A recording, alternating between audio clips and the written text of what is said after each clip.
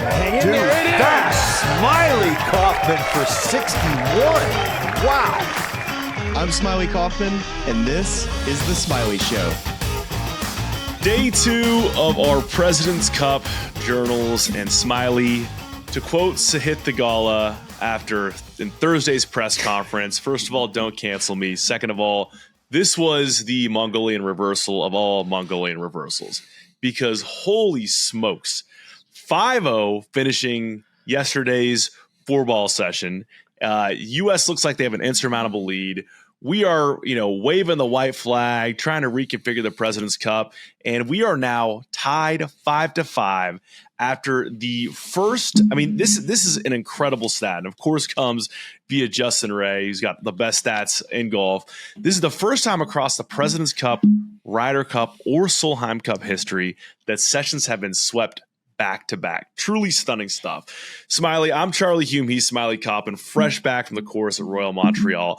Smylie, we're going to get to the golf, but the first place I want to start is by quoting Sung J M's translator, who just absolutely nailed it today, who said the vibes were vibing out there. And here's some of the vibes. I want to give you a smattering of some vibes I saw, and then just tee you up to paint a picture of what it was like being out there today. Because you had Tom Kim starting the day, firing up the crowd, rocking the bucket hat, Minwoo Lee in the custom international hockey jersey, Mackenzie Hughes, after the win, says he wishes he was drinking a Canadian beer. He must have been listening to the pod, because we called him a little bit on drinking the Stella, and instead he comes back and says, "Hey, I maybe wish it was a Labatt's or something like that." And then Siwoo Kim draining a par putt on 18 to win that match 1-up. So let's just start right there. I mean, Tom Kim said in his presser yesterday, needed more crowd support. Sounded like he got it. How was the energy out there today, Smylie? Yeah, from the picture I sent you yesterday, when I got to the range, there was 10 people in the stands, and just immediately thinking to myself, this is a different vibe than, what I experienced at the Ryder Cup of last year in Rome. There was just so many people, even on that first round. I know it was a Friday at the Ryder Cup, so it's way different, but still just the energy was just not there all day yesterday. And granted, there was American red on the board the entire day, and the internationals hardly got any momentum, but the message was received, and it was received loud and clear from the fans.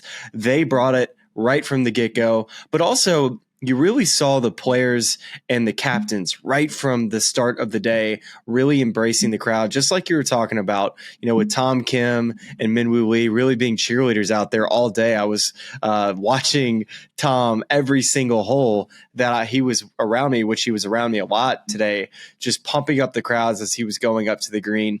So although that Tom Kim didn't play today, which we were criticized, Mike Weir not putting Tom Kim out, it honestly worked out best because Tom Kim is the energy guy as well as Minwoo Lee. They embraced those roles today perfectly and were able to really tap into what is already a great Montreal crowd, according to our YouTube comments.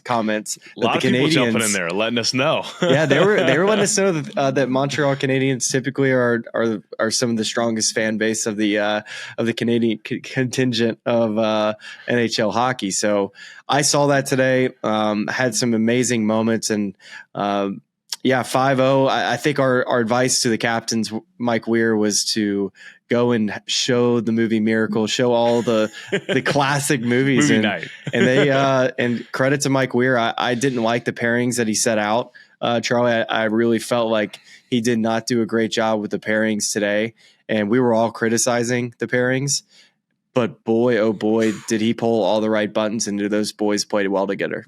It was interesting hearing from some of those guys after, just talking about how that mood could have been really bad going down 5-0, but instead they had a lot of fun on the bus back and had some team time after and kept the vibes in a good place. And then those vibes were vibing today. So vibes are vibing. You led into it a little bit there. We should get into the golf itself, but before we do that, we got to thank two partners that have been great to support us this entire week in the lead up, and also throughout the weekends we finish these journals out. So let's start first by, I'm geared up again. I got my head lid on. If you're an organization looking to build or manage a digital platform with a partner that'll bring a consultative approach, unmatched engineering, and innovative solutions to accelerate your impact, check out Ahead at ahead.com. And if you're down 5-0 in the President's Cup, Or if you're a mid-30s guy who's aging and he's really sore and he's trying to start jogging with his dogs, say that 10 times fast, and you need a way to recover, you got to check out the recovery pin at recoverypin.com. Smiley's got it rocking right now on his left forearm. I mean, this thing legit saved me, Smiley. I went out today for our second jog before the hurricane hit here in North Carolina, and I would not have been able to do it had I not needled the lower back. Wow, how'd you do that? How'd you do the back? Did Amanda do it for you? No, I just did it to myself. Just kind of, that's the nice thing about the recovery pin. It doesn't require a lot of, You see, how hard, everybody knows how hard it is to get to those tough little nicks and crannies on the lower back. And look at you being able to use a recovery pen with two sharp edges. And, who's to say that you and I can't pull off the little things around the house? And look at you, Charlie. I mean, it's a big win getting the dogs out of the house, getting them exercise. And you were the one who had the line. I think you told Digby out there today that this might have been the difference. This might have been the difference, the turnaround. All I said was there was one team that used the recovery pins last night, and there was one team that didn't. And one team got swept today, and one team didn't. So you be the one to figure out which team used the recovery pin. And a bit of a somber note on the note of the hurricane. Thoughts and prayers going out to everybody in the Western North Carolina area, because I saw some of those pictures today, and it has been tough out there. So just really hoping they can pull through. And that's been it's been tough for a lot of people in a lot of places, but especially here in North Carolina. So thinking of them, praying for them, and hoping for the best there. So let's get to the golf today, Smiley. Mm-hmm. The actual breaking down the golf itself. I mean, you and I talked about this in our preview episode. The stats coming into this competition, where in fourball, the internationals actually had a 2-point edge lifetime, 72-70. And that went straight out the window yesterday, losing all 5 matches.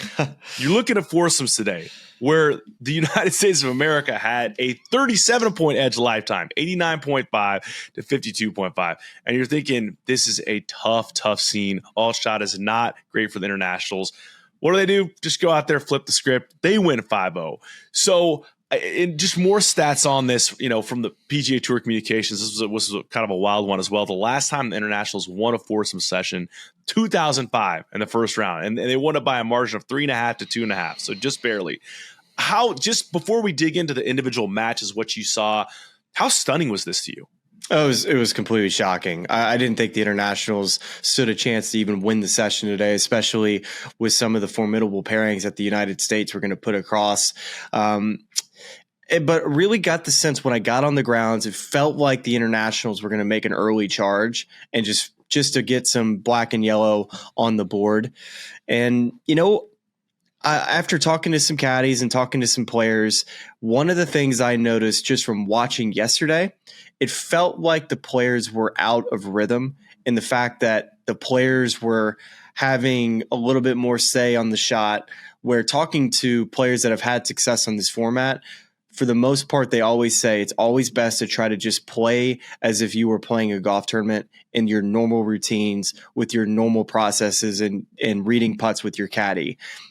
I felt like yesterday, not only with Adam Scott and Minwoo Lee, apparently yesterday as well with Sung J M and the group that he paired with yesterday, that there was just too many voices. They were trying almost too hard to get off to a great start, and maybe just a little bit too much advice and not enough of, hey, you know how to play match play, you know how to play golf, go out there and do it.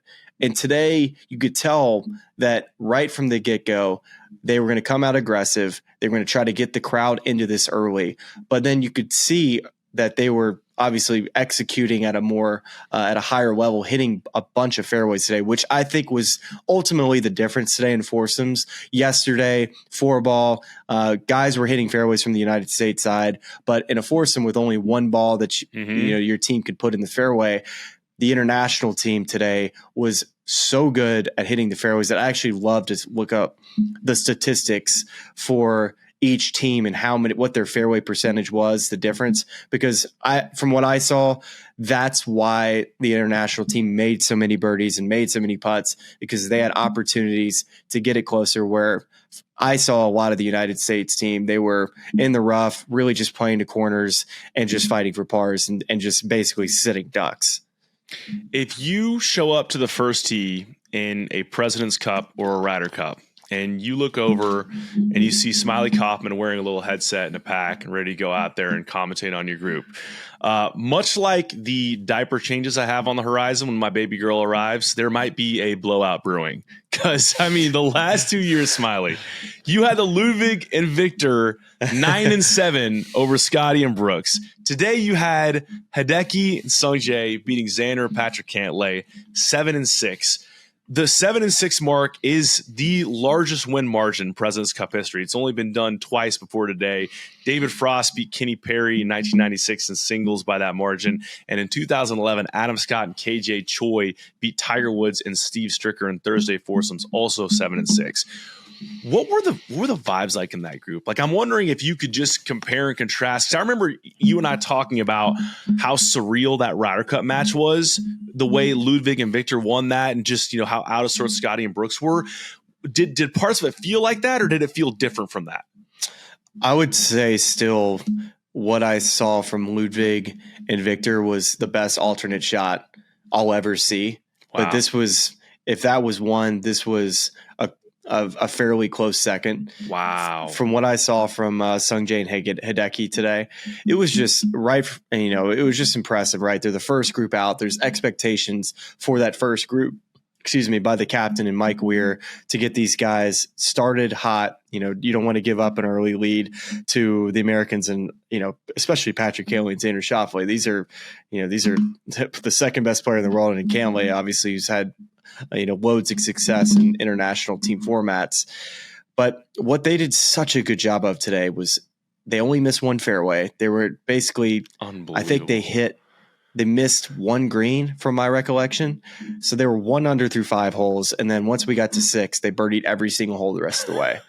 They birdied 6, 7, 8, 9, 10, 11, and 12. Now, 11 was a conceded birdie, but it also was a 7-footer that you could have made. So with that being said, just, you can look at Xander and Pat without even looking at the score. And you're like, okay, you see that obviously the international team played incredibly well, but the first 5 holes where it felt like, the Americans could have found moments to, not give up quite as much of a lead. Patrick Cantlay really struggled in the first 6 holes. He played better, I would say, as the match went on, like after the first 6 holes. Xander, I'd say probably, he didn't have his best stuff today, but I wouldn't say Xander played bad. I would say Patrick really put Xander in some really tough positions today with some of the drives that he hit. But that's the thing about one day to the next. The stats from the first day, Patrick Cantlay, according to what Kevin Kisner told me, was that from a strokes gain perspective, Patrick Cantlay gained almost 4 strokes in the first day. So listen, you could say that Patrick Cantlay, he's got to figure it out. He's playing terrible. Dude, he was the best player the day before. Just didn't have it today. Alternate shot can be weird, but that's 3 straight losses now for Patrick Cantlay and Xander Schauffele in foursomes. They were started out together as a pairing in foursomes 5-0. Now they lost their last 3. That's a perfect tee up for where I want to go next. Just looking at some of that strokes gain stuff, because you are correct. Yesterday in Thursday fourball, Patrick Cantlay gains 3.94 strokes. Is that data golf you're using? State of golf, yeah. Okay, cool. Cantlay at the top there. Wyndham Clark just shy of 4. Russell Henley just shy of 2.5. Xander Schauffele just shy of 2. A lot of Americans at the top of the board, of course. You flip over to Friday foursomes. There were only 3 Americans in the positive. Tony Finau, 0.14, so just narrowly positive. Scotty Scheffler gained 1.43 strokes, and Max Homa was, by data golf standard, had the best statistical day. Do you trust an alternate shot data golf stats thing? I kind of throw it out the window a little bit. I mean, not throw it out completely. It tells a little bit of the picture, but not the whole picture. Well, I don't. I think all these stats come with a grain of salt, because there has to be subjective parts of it, right? Because at the end of the day, it's like, it's a system you're putting together where you're trying to kind of determine from a collection of other. It's also relative to the rest of the players that are in that field, I think. If they separated, this is where it'd be useful for me, is if the players that teed off on the odd holes were in one section and the players that teed off in the even were in one section, then you could see like shots on playing. If you're the guy that were hitting on all the par threes today, I'd rather see the odds on how you compared against the guys that also played on teed off on those holes. Well, but the stories kind of match up. Like Max being where he was, Brian Harmon statistically, according to Data Golf, was the worst player out there today. Lost 3.87 strokes, and to hit the Gala was not far ahead of him, minus 3.09. Shocking for Brian, really is. Yeah, on this golf course, this should suit his game. Very surprising. He did not have the best of form coming into here. I thought you could have made a case to bring a player or two different than Brian and Max, and we'll see what they got the rest of the week. But not the best start from those two. I was thinking that they might be able to kind of squeak something out, but man, did they let one get away in a match that you and I called yesterday. As I felt like the pivotal match for the internationals, that they had to steal one from Brian Harmon and Max Hulme. Little did we know that they were going to not only steal the other four, but they were going to do stomp and squeeze and just bury you into the sand, because it was an absolute beatdown today. Yeah, well, and on that topic, Justin Ray Golf, 2 more gems from Justin Ray. Holes spent leading matches today at Royal Montreal. Can I guess? Yes, please. 57 and 1. Did you see the stat? I saw the stat. Way to spoil it, Smylie. No, that's. I mean, it's a staggering stat. And the other one I saw that I thought was wild is prior to today, in the span of 1994 to 2022, the foursomes matches won by the international team with a margin of 5 and 4 or greater. 4. They won 3 of them today by that margin. I mean, it's just insane stuff. I'm wondering on that topic, Smylie, do you, on the American side, I mean, it's tie ball game. You're starting fresh. You're playing one more fourball, one more foursome sessions tomorrow with 4 matches in each and 12 singles, and that's going to decide the thing. But yesterday we said, even though it was a 5-0 sweep, there's some tight margins there. Yeah. And that Schauffele Henley win kind of got away, from the internationals at the end, but really that was close for the most part. Whereas today there were some blowouts. Do you worry at all on the American side that it was like, we played really, really good on Thursday, and they played okay to good, but just not good enough. Whereas today they played phenomenally well, and we just played bad in a lot of stretches. It's tough to switch your mindset to the next day. When you have a 5-0 sweep, I think it's easy to take a little bit of your foot off the pedal, but you got to give all the credit to the internationals. They answered the call, because they could have easily said, you know what? We don't have a chance. This is the Americans. They've dominated us in this President's Cup over the past. It's since the beginning of this thing, right? Like the United States have been the better side. So they could have easily sulked and said, you know what, this isn't our year. We're going to have to wait 2 years from now and to go to Medina, another road international, one in which they're going to be, not going to be favorites for. So got to give them credit first and foremost. But I think, you mentioned Russell Henley, you mentioned Scottie Scheffler taking on Siwoo and Ben On in that last match. I think momentum is so important in these cup events. I felt like that putt that Siwoo Kim made was just the perfect ending to you can argue, one of the best days for the internationals in this format, because a half a point gives a little bit of that momentum to the U.S. side heading into the locker room, in which you say, you know what, guys, I know today was not our day, but we got that half point. We still have a lead. This is our President's Cup to win. But now you go into a 5-0 sweep, the same type of locker room in which the internationals dealt with yesterday, and you've got to go back to the drawing board and put your best pairings out there to go try to secure a lead heading into a 36-hole day, in which we're going to see now going to be an electric day of golf, bright and early tomorrow. So everybody get that coffee ready for a 7 a.m. start, because it's going to be bumping early. Yeah, I agree wholeheartedly because it's just such a, even past the statistical part where you're leading by a point instead of tied. I just think that the swing on that hole where the internationals hit like three bad shots, you could say. I mean, it's not that it's a terrible drive, but you find the rough. It's a bad lie. Siwoo Kim does what he can to kind of advance it, but leaves it short.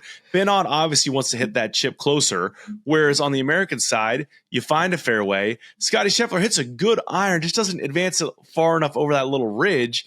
And the putt, in that situation, you're trying not to leave yourself having to make the fourth putt. You want to kind of hit it in the little circle of friendship and get the gimme.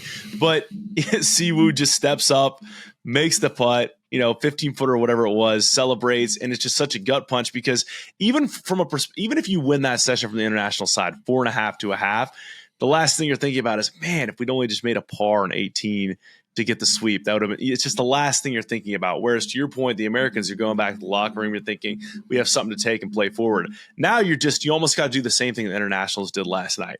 Just you do. Wipe it from your brain, go back, watch the movies, hang out, have a good time, and just say it's a fresh slate for just like it was. You might as well have not have played Thursday and Friday. Just showed up and we got a 2-day competition.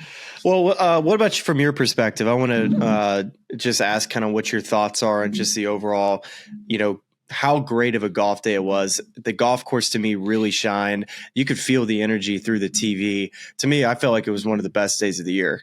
I agree. I think it's, we've talked a lot about just the identity of this event. We talked a little bit about this last night and throughout the week and just trying to kind of find something that brings some energy. And you had that moment yesterday between Scottie Scheffler and Tom Kim, and you're thinking, ooh, could this get people intrigued and interested? There was a lot of chatter on social media of like, this is what I'm looking to see. I'm kind of invested now.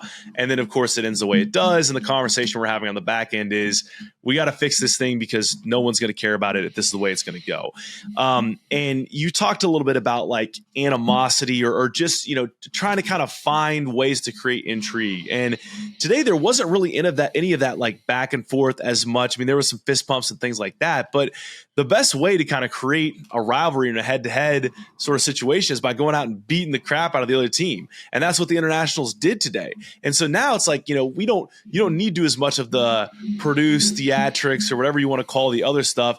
You have a full game on, tie ball game going into the weekend that everyone's going to want to tune in for strictly on the merits of the competition. I think the energy you saw today, that was a big lift. That's one too, where I think unpacking why that happened the way it did, like completely different situation, but it kind of reminded me a couple of weeks ago, like the Solheim Cup, where they didn't get the buses in, they didn't get people in on time. There was an empty first tee. I just want to figure out the dynamics of why they didn't have a strong support on Thursday. And it may just boil down to what we talked about of make it 3 days, Ryder Cup sort of scenario, so people can take the day off work on Friday or whatever it is they need to do so they can be there. Because it felt a little bit like, oh, it's just day one. We'll just kind of, if we miss it today, that's great. We'll be there the rest of the weekend. And to Tom Kim's point, like they kind of needed that boost yesterday and didn't have it. Yeah, totally. I think you nailed it there because the forecast for Thursday was supposed to be for a lot more rain. It actually left before we got started at around, I'd say it stopped raining at about 10 o'clock and we teed off at 11:30. It was ball in hand yesterday, so we had plenty of rain here, which will keep people away. It actually turned out to be a nice day, but it just wasn't quite cranked up to the level it needed to be. I actually asked Brant Snedeker that same question. I was like, should this thing start on Friday? He's like, well, from a player standpoint, we like it starting on Thursday because it allows guys to rest and actually not play 36 holes, 2 straight days and then play that singles match on Sunday. Just a lot of golf. So for this, you have an opportunity for guys for it to feel like a normal week. For guys that are going to play 5 times, they're going to play 36 holes tomorrow, but it is, foursomes. It won't be quite as bad. Is tomorrow morning fours? Tomorrow morning should be. I should know this. I'm sorry. It should say the same. It should be fourball tomorrow morning. I think the pattern repeats itself. It's like fourball, foursomes, fourball, foursomes. Yeah. So that's what I'm rolling with. But I mean, I think that. Well, what about this? Is this completely off the wall? This could be an insane and stupid idea. What if it was 6 matches on Friday and Saturday, and then singles on Sunday? Is that ludicrous? Like, just have everyone play Friday, everyone play Saturday, and everyone play Sunday. You just broke my brain. I don't want to go that. What? What'd you say? What if you just had all 12 players play every single session? No. You had 6 4-ball matches, 6 foursomes matches. Or I guess, yeah. Yesterday, you just told me that you wanted that the United States had too big of an advantage because of their depth, and now you're telling me you want everybody to play. I'm ideating. Okay, you were going back and forth on me, man. I'm just throwing stuff at a wall. I'm trying to fix it. It's fine. We're good. It's 5-5. Let's play ball. Let's get into these. We got matches out. Let's get into them. That's exactly right. And before we get there, quick shout out to Adam Scott, who now has the most career points for the international side of the President's Cup, 22. Shout out to Adam, friend of the show. Saturday morning's matches, which we have since confirmed this is fourball. Adam Scott and Taylor Pendrith taking on Scotty Schauffele and Colin Morikawa. That's a strong team going out first. Then you got Corey Connors and Mackenzie Hughes keeping the Canadians together. Team Maple Syrup against Tony Finau and Xander Schauffele. That's why I'm walking with that group. That'll be a fun one. Yeah. Then you have Siwoo Kim and Tom Kim against Keegan Bradley and Wyndham Clark. Then you have Hideki Matsuyama and Sung Jae Im keeping that squad together after the 7-6 win day, playing against Patrick Cantlay and Sam Burns, which means that on the American side, Max Homa, Russell Henley, Brian Harmon, and Sahith Theegala are all sitting. On the international side, Minwoo Lee, Jason Day, Christian Bezaden and Ben An are all sitting. The thing that pops to me first, Smylie, is, I mean, obviously the Scotty Scheffler, Colin Morikawa pairing, but getting back to splitting up Patrick Cantlay and Xander Schauffele to the very successful pairings they had on Thursday. When I look at these pairings and who all's playing and who all's sitting, I think that both captains, there's a sense of urgency in these pairings. I think this is who's sitting, I think, is a bit of an evaluation of the first 2 days of play and who's played well and who has maybe struggled to find their rhythm a bit. I think the only player that you could pick out of that bunch that you could say is, arguably maybe could have played their way in there was Russell Henley. I thought Russell, although he didn't make the putts down the stretch, he was hitting very, very good putts. It was a little bit opposite of Ben An, who I felt like was much more on the struggle side than Russell Henley when it came to some of those moments down the stretch. But I kind of felt like we were going to see Minwoo just because he felt like you had to play him. But with Minwoo sitting, that to me is a big sign of Mike Weir saying, I don't care about guys feeling bad about not playing. Minwoo may not play all day tomorrow. And that's just they may roll these same pairings out in the afternoon depending on how they play. So we'll see what goes on there. But when I look at these pairings of Scott Pendrith and Scheffler Morikawa, God, that's Scheffler Morikawa seems like that is going to be a tall task to beat those two. Corey Connors and Mac Hughes, I want to just talk briefly about those two as I got to walk with their group to finish up their match. After Corey Connors hit that 5-iron on the par 3, it hits it to like 4 feet. I'm walking up to the green, and it's some incredible hospitality around that 13th green. And I wish I had my phone out because I couldn't hear anything in my ears that was happening in the broadcast because it was so loud as I've ever heard a crowd, as Corey Connors and Mackenzie Hughes are pumping up the crowd walking to that 13th green. One of the coolest sights I've ever seen. And this is a Friday, it felt like a Sunday down the stretch, but that's the juice that we needed, where was a Canadian duo to kind of bring a little bit of that lift besides the two guys in Hideki and Sung Jae just getting off to just an insane start and an incredible day and making so many birdies. But Corey Connors and Mac Hughes really kept it going, as I had my doubts on how Mac was going to go out and play in his first session, the first President's Cup. And you would have thought that he had played, countless President's Cups. So to show up in that atmosphere, in that stadium and go and, play as well as he did, I got to give big props to Mackenzie Hughes as well as Corey Connors there. Yeah, just I mean, we were looking for a good Canadian combo. We weren't sure what it was going to be. We were even lamenting the absence of Nick Taylor. Turns out these guys brought it home in a big way. It was cool to see them get it done, and the fans obviously loved it. And nice to see Adam Scott and Taylor Pendrith forming a nice little partnership there too. Finding a place for the other Canadian there. So the vibes will be vibing tomorrow, Smylie. I can tell you that much. It should be an electric setting.